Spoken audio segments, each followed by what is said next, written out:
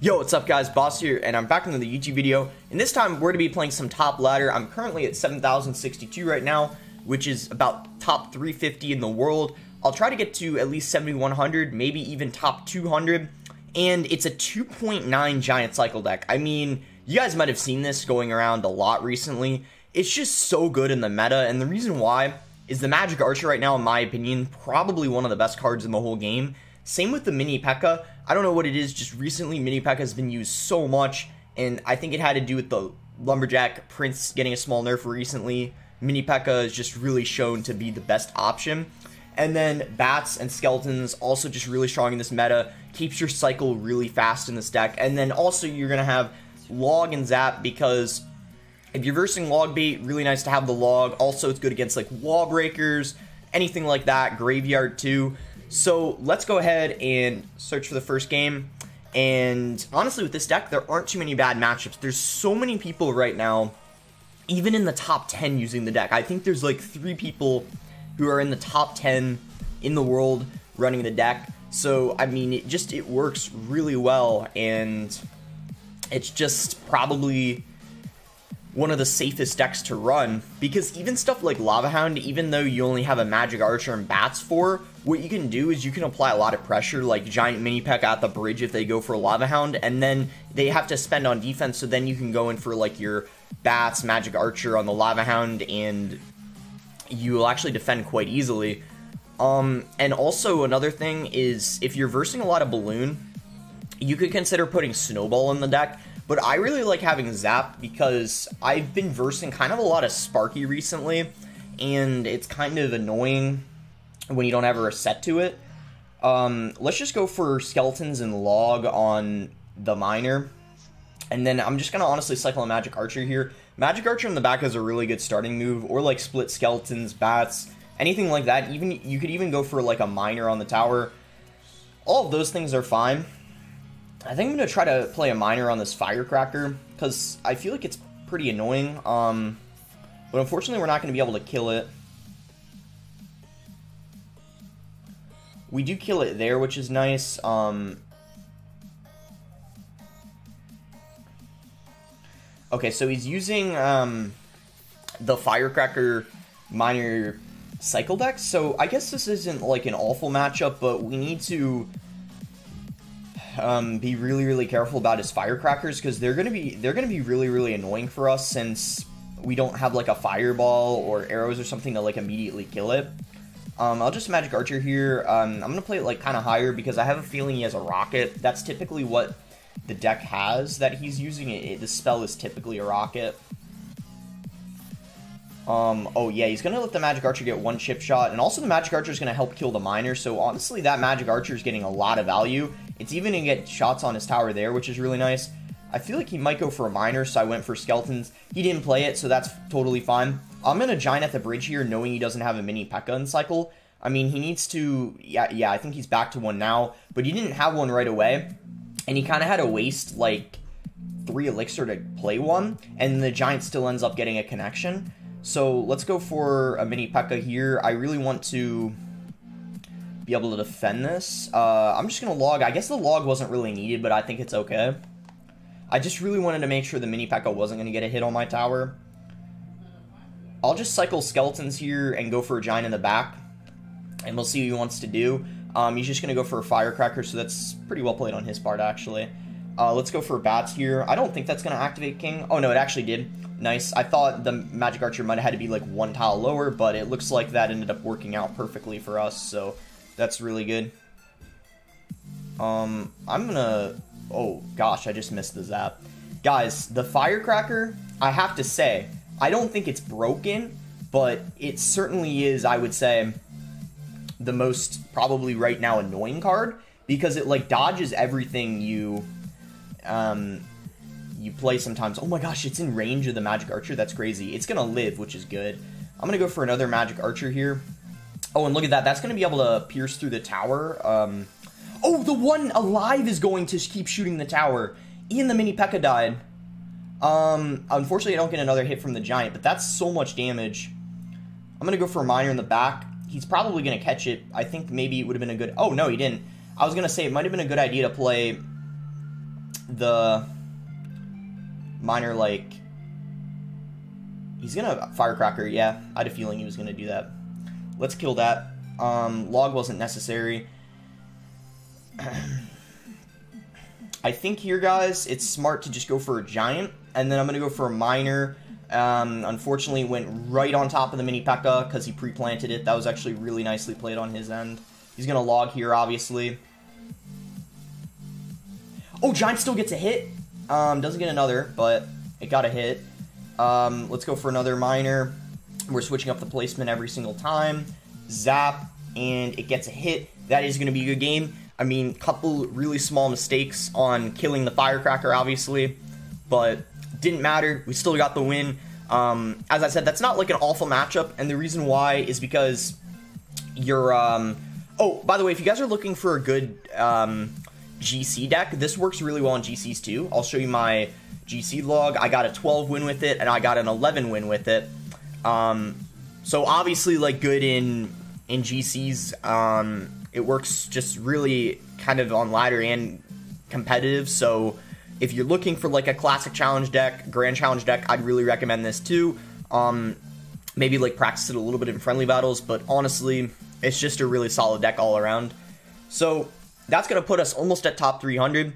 So let's go ahead and search for the next game to hopefully get 7,100. And then that's going to put us probably even closer to top 200. And then from that point, we'll just need maybe like 1 or 2 more wins for top 200, hopefully, which would be, I think, a good goal for the video.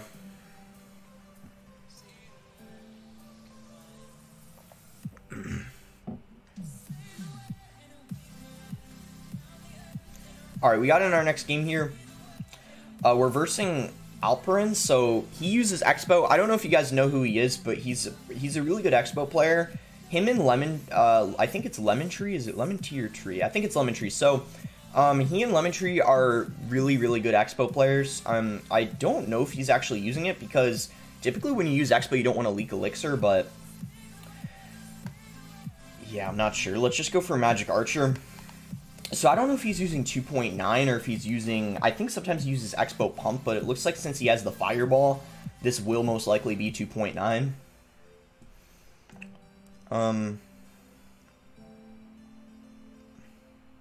So we'll see what he wants to do here. He's gonna leak a little bit of Elixir again, which is kind of interesting. Let's just cycle Skeletons here. I'm gonna go for a Giant, and then I'm gonna go for a Magic Archer, because that's gonna hit both the Tesla and... oh my gosh, it's gonna hit the Archers too. Oh my gosh, Magic Archer's so valuable sometimes. I mean, look at that. It hit the Tesla, it hit the Archers, and the Expo. It didn't finish off the Archers, but it hit all of them. That was crazy. He had to spend quite a lot of Elixir there to finish off the Magic Archer after it already got so much value. So we'll just go for a miner in the back here. That was a really nice Skeletons. I'm still going to zap those anyways, even though it's a 2-for-1 trade. We're hitting the tower, we're cycling, and getting us a lot of damage, essentially. So I wouldn't be surprised if he goes in for an Expo right here. Oh, wow, he's going to give us a lot of log value. We'll take that. I'm a little surprised he played the Ice Spirit there. Let's split Skeletons here. We don't really want to cycle anything we have in our hand. I'll also cycle Bats as well. And I'll send in another miner, this time in the front, switch up the placement. He isn't going to be able to catch it. Let's go for a Zap. Bad Ice Golem. It didn't end up pushing the miner away. Hopefully the log is able to hit both Archers. Yes, it does. We're just really chipping him out. This game is going really well so far. I'm going to go for a Giant here. Bats, and then a miner right on top of his Expo. And I'll log as well. And look at the Magic Archer. Again, hitting the Tesla and the Expo. One shot on the tower as well. Split Skeletons again to get back to another Giant. Go for a Giant again on the Expo. Bats once again. Miner and the Archers. Just playing this really, really safe. We don't want to go for miners on the tower. We want to make sure we're finishing off the Expo. And then let's here go for just a Zap to make sure we kill that Archer. Skeletons. Log to cycle on his tower. We're back to another Giant. Again, Giant at the bridge on his Expo. And then Miner on the Archers once again. He'll probably catch the Miner this time, protecting them. Looks like he goes for a log, and he isn't able to catch them. So we'll just Zap here, finish off the Expo. And this time, instead of logging his tower, I'm just going to cycle skeletons and go for a giant. I don't want to waste 2 elixir this time, because he's definitely... he's definitely getting his cycle fixed a little bit. And the thing is, we don't really need to play this really, really aggressively. If we just play this smart the rest of the game, I don't know if he's really going to be able to break through. I'm going to go for a Magic Archer here, and he's going to Fireball, as expected. Let's just log here. This will just finish off the Expo. Hit the Ice Spirit too. And yeah, I mean, this is really not too difficult of a matchup. If you're using like Giant E-Drag or something like that, they can outcycle you quite easily, but when you're running a 2.9 Giant cycle deck, yeah, the Expo player really doesn't have a chance. I mean, as you can see right now. And then when you get in Triple Elixir, it's even harder for them. I mean, like you can see, literally the only thing he's doing is playing Expos at the bridge, trying to outcycle me, but it's not really possible because we both have a 2.9 deck. So he can't really outcycle, whereas if I'm running like a if I'm running Giant E-Drag that's like 3.5, he can outcycle. But this matchup here, there's really no way he can break through. So if you hate 2.9, I would recommend using this deck because it's very, very like difficult for the 2.9 player to win. So you should be able to beat it every single time. Look at that Magic Archer too, chipping the tower, you know. But yeah, as I said, really nothing impressive about winning this matchup. It's such an easy win. I mean, even he gave up right here. Like, he's a good Expo player too, but there's just nothing he can do. Like, you see here, he did like no damage to either one of my towers. So it's just kind of impossible for him. But I'm not complaining. Plus 38, and that's gonna put us at 71-30, which I believe is my season highest. Yes, it is. And we moved all the way up to 225. So if I get, I think, one more win, that might put us in the top 200. We'll have to see. And yeah, I guess we'll search for the next game. This may end up being the deck I use the rest of the season, just because I feel like Giant Prince is kind of weak right now in E-Drag 2. I would really like to see the E-Drag get a small buff, in my opinion, because it's just kind of like, I don't know, I think its first attack needs to go back to normal, because they made the first attack of the E-Drag slower, which I think really is what killed it.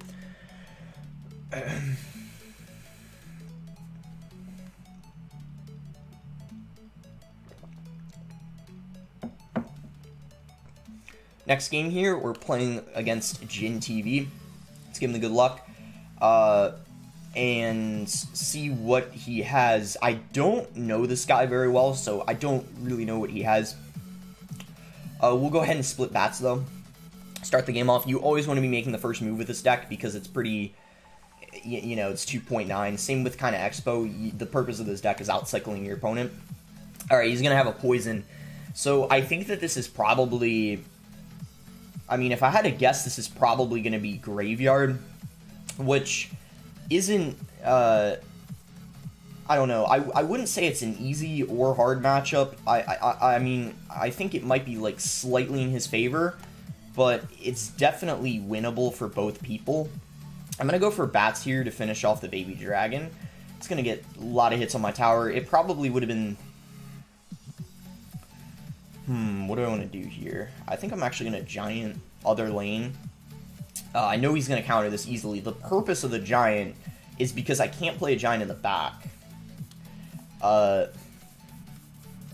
And I want him to spend, like, a little bit of Elixir, so then he can't, like, support the Knight and go in for a huge Graveyard push, if that makes sense. But that Magic Archer should be able to finish off the Baby Dragon. It isn't going to turn around for the Ice Wizard, though. That's fine, though. That's the reason why I played the Magic Archer in the other lane, so he didn't poison it in the tower, giving him a lot of value. So this is going to be very, very, I think, tough for sure. I'm going to go for a Giant here, and if he goes for, like, a Knight at the bridge, I'll catch it with a Mini P.E.K.K.A. Yeah, he's just going to play it in the back. He's playing this pretty passively, like he should, because I feel like in double, this gets really, really easy for him. So let's just go for Magic Archer, or excuse me, Mini P.E.K.K.A in the back. And I guess we could go for a high magic archer. I think that wouldn't be a bad idea. He is just going to NATO it all together, which is unfortunate.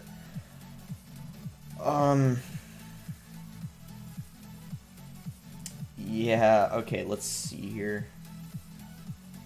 Go for a log on the graveyard.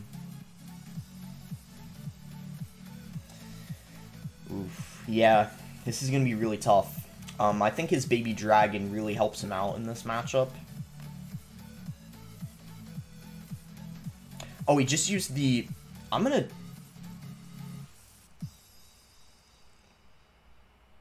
minored in the back because I know he has to respond to those bats. Oh, no, if I didn't zap the tower and just the Ice Wizard, those bats would have gotten so much damage.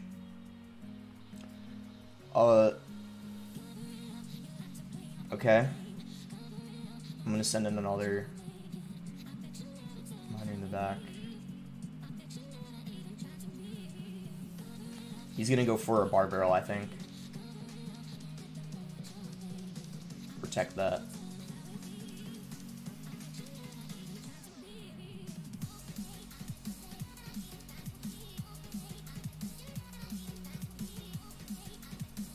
He isn't able to get a poison off.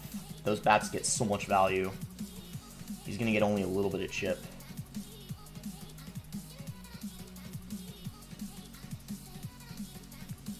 Magic Archer stays alive here.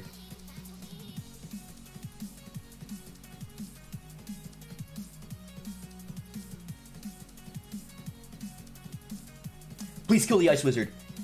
Yes! Magic Archer? No, I misclicked it! Does it matter?